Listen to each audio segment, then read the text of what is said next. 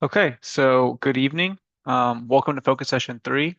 We're going to get started on our Unit 2 now, which is the cardiovascular system.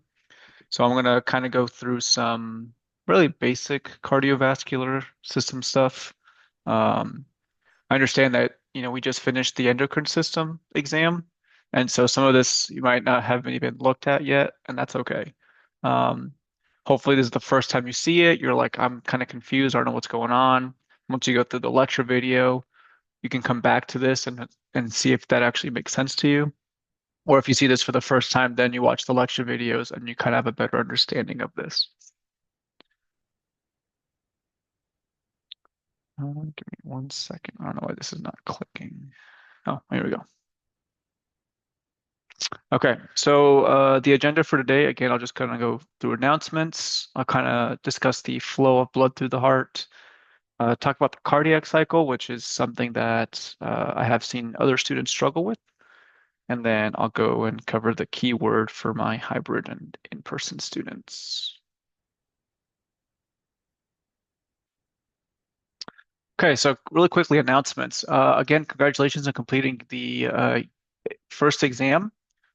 Just very briefly, what I saw from scores, you all did pretty well. I think the both classes averaged about a C, a high C. So that's very good. Congratulations. If you are happy with your score, or if you did really well, then just keep doing what you're doing. If you saw your score and you were kind of disappointed, or did not get the grade you were looking for, then this is the time to change. Change up what you did, how you studied. If you're not sure how to do that, please reach out to myself or Dr. Curley. That way we get you on the right path for the rest of the exams. But where I could tell the class averages were about a high C for both the hybrid and the online class, which is pretty well for the endocrine system, considering it's one of the harder ones, and we're kind of throwing it at you at the beginning. There is an extra credit opportunity, the STI and Me or STI and You seminar.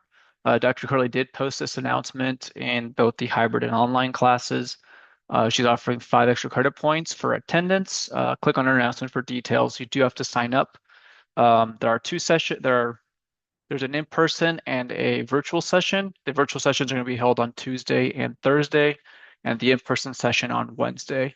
You have to register for one of those to get the credit. And then once you've completed the seminar, there's going to be essentially like a link at the very end that you would click on. You fill out a form, and then that lets us know that you actually attended the session for the extra credit. Um, Dr. Curley is one of the presenters. And so if you are there in person, you can just see her. Um, but you'll still have to get that link to get credit for attendance. And then just very briefly, um, we're kind of at the point where the hybrid and online classes kind of start to separate a little in their assignments. So instead of trying to state what's due for one class or the other, this is just the assignment schedule. Hybrid students, you just had your Lab 2 quiz today. Hopefully that went well. And then for the online students, you have 2 assignments due, both I believe it's a heart blood flow problem, and then a practice exercise for the heart as well. And then on the 7th, you'll have a practice exercise for the hybrid class, and the online class has a sheep heart quiz.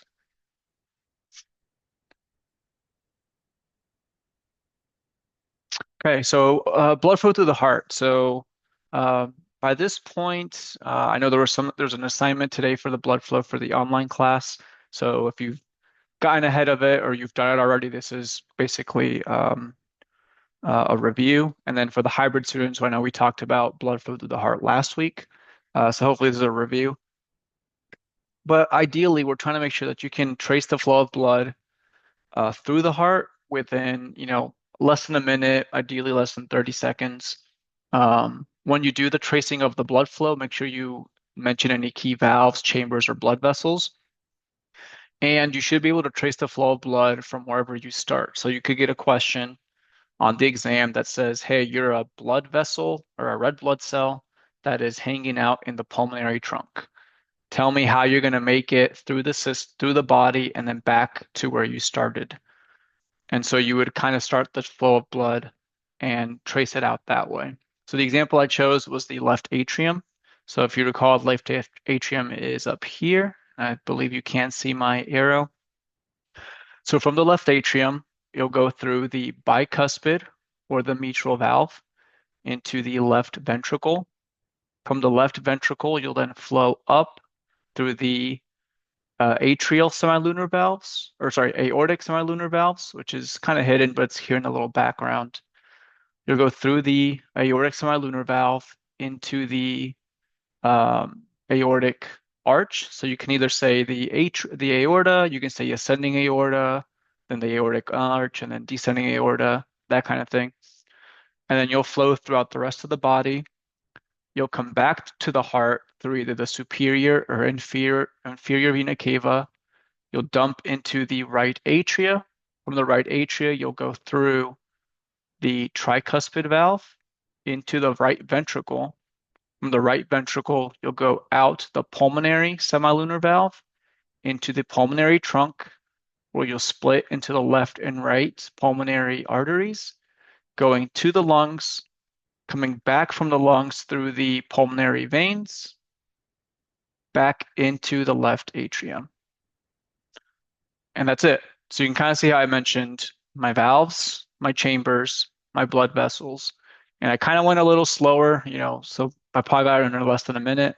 But ideally, you should be able to do that kind of tracing um, on your own within about a minute or so, hopefully less than that. From what I recall, the exams are kind of drop down, so they'll just say, "Hey, your blood cell starting at this point. Tell me all the stuff you're going to pass to get yourself around the body, through the heart, and back to where you started."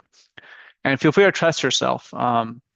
Use this opportunity, use it at home if you're just driving, whatever it might be. Just, hey, what is the blood, flow of blood from this point? And again, should take you no more than a minute, and that's a good practice for the actual exam we have coming up. Okay, the more complicated one is the cardiac cycle. So again, kind of a disclaimer, if you hear this, you're like, I don't understand what all these terms are. It's okay. I understand you guys just finished the endocrine test. You might not even started anything cardiovascular. Just know that this is an introduction. But this is my way of this is how I taught myself the cardiac cycle, and I kind of did very short summaries or bullet points of each of the cycle of parts of the cycle. That way I would understand it better. So the cardiac cycle, just like the flow of blood, it can start anywhere in the heart. For me, to make more sense for myself, I started in atrial systole and then worked my way through. But if it makes more sense for you to start in ventricular systole or ventricular diastole, it doesn't matter. As long as you can get yourself through the cycle and back to where you started, that's all that makes sense.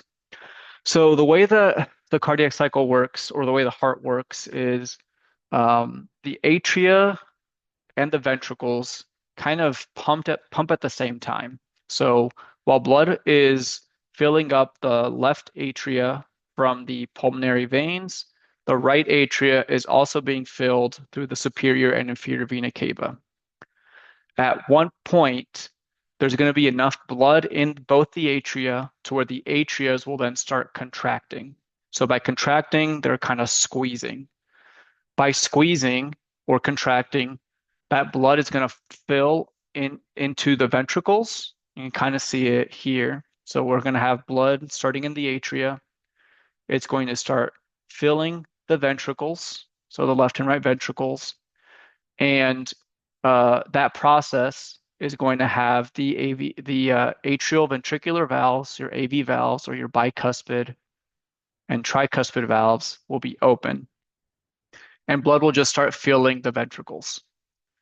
That's atrial systole. Very basic. Atrials contract, AV valves open, ventricles fill with blood. At that point, for step 2, atrial systole will end and atrial diastole will start. So atrial systole ends once the ventricles are full of blood or they're at their max volume.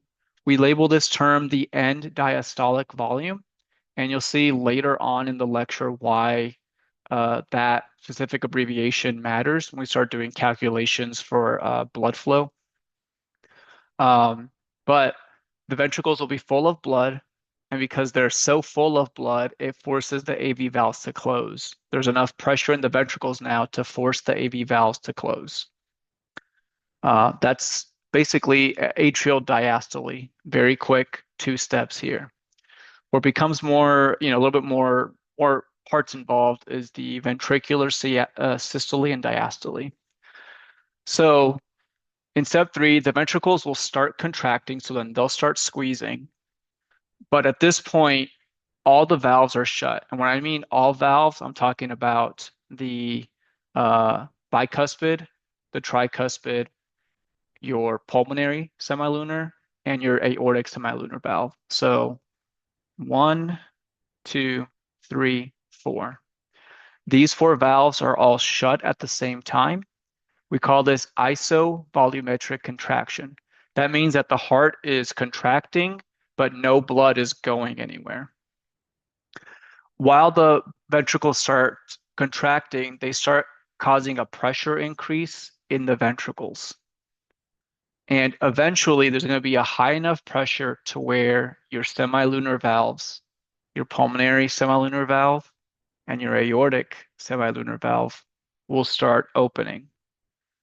Once those burst open, the blood will then go into the pulmonary trunk and go to your lungs, or it'll go through your aortic semilunar valve into the aorta and then throughout the rest of the body.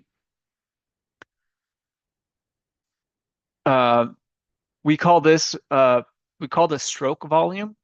So how much blood basically gets pushed to the body from a ventricular contraction. Once the ventricles have contracted or they're done contracting, we don't actually force all the blood in the ventricles out. So we typically leave about 40% of blood is kind of left in the ventricles. So it's not very efficient. We've kind of heard the term of, did I not start recording? Oh, I did. Sorry about that. I kind of forgot a lot about that for a second. Um, so the people like to talk about the heart as like a pump. It's not.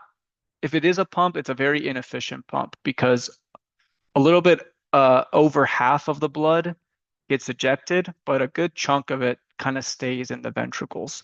So you don't always have like fresh blood on every pump. It's like a mixture of blood that was there from previous fillings and new blood coming in. So it's not very efficient. But at the end of the ventricular contraction, you're going to have about 40% of blood left over. And we call that the end systolic volume or ESV. Now that there's the ventricles stopped contracting, they kind of start they no longer have that pressure behind it, and so the semilunar valves will then start shutting, so that blood doesn't flow back into the heart from the lungs or from the rest of the body. And that right there will end your ventricle systole. And then the last step is ventricular diastole.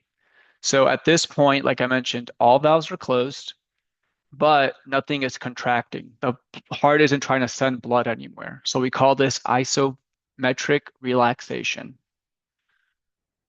What ends up happening is that blood will passively fill the atria. So now blood is returning back from the body and coming in through the superior or inferior vena cava, or it's flowing back from the lungs and filling the left atria here through the pulmonary veins. As blood passively fills this atria, imagine the atria kind of getting a little heavy. So the blood is a little heavy. And so what ends up happening is that the bicuspid and tricuspid valves will kind of creak open like a door, like if you're uh quietly or slowly opening a door. They kind of creak and they open up just a little bit to allow some blood to go from the atria into the ventricles. We call this passive filling or a passive fill. So we're still kind of putting blood back into the ventricles during ventricular diastole, but it's not like a force. The heart doesn't have to contract to do it. It's just kind of filling up. So again, atrial pressure, as you add more blood to the atria, the pressure starts increasing, and that passive filling eventually becomes more of an active filling where the AV valves start to open. And then ventricles, as they start filling up, you'll go back to step one where the atrias decide, okay, now it's time to contract. And then you just kind of go through the whole cycle again. So again, this was a very brief summary of the cardiac cycle. I mentioned some of the key terms involved with the cardiac cycle. So you have your four stages: atrial systole, atrial diastole, ventricular systole, ventricular diastole. I mentioned some of our key terms: our end diastolic volume, which is when both ventricles are at max volume or filled with blood. I mentioned our end systolic volume, which is how much blood is left over after the ventricles have fully contracted. I mentioned isovolumetric contraction, which is uh, all four valves being closed while the heart is contracting. And then isometric relaxation is when all four valves are closed. Sorry about that. When all four valves are closed, but no part of the heart is contracting. And then lastly, I mentioned stroke volume, which is the amount of blood that goes into the pulmonary trunk or the aorta during the ventricular contraction phase. This portion here about the SA node, AV node, this is more of the electrical signaling. I'm not going to cover this in this lecture. That way you have time to kind of look at your videos and have if it makes sense. But I definitely don't want to overwhelm you on day two of, or really day one of our cardiovascular system. Does anyone have any questions about the kind of the flow that I discussed, either in the cardiac cycle or just in general blood flow? I have a question. Yeah, what's up? So would you say systole is like means to like fill up or to start? Like I I'm trying would, to get a definition of the words. yeah. So, um, systole is basically contraction, if that makes sense. So both the systole phases, your heart is contracting or it's squeezing, whereas diastole is your heart relaxing.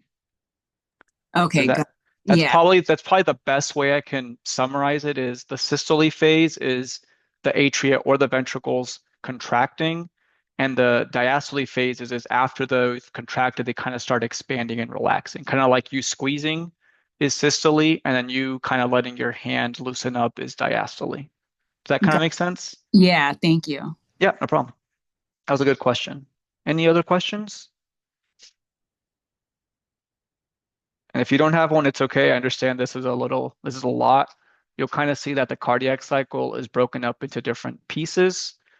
In the lecture, you'll kind of just go over the quick summaries of the cardiac cycle, and then other parts of the lecture will discuss the actual volumes, and then another part will discuss the electrical conductive portion. But I'll talk about that next week.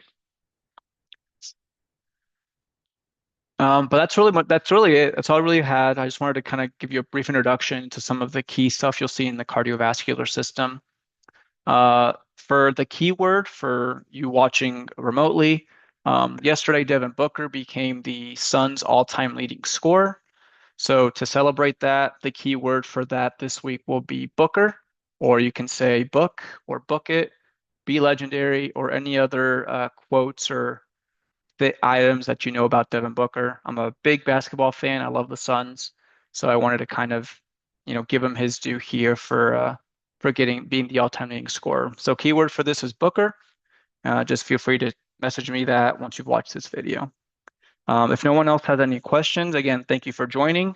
Great job on Unit 1, on the exam 1, and just do the same thing you did for Unit 2, and I think you guys will be all set.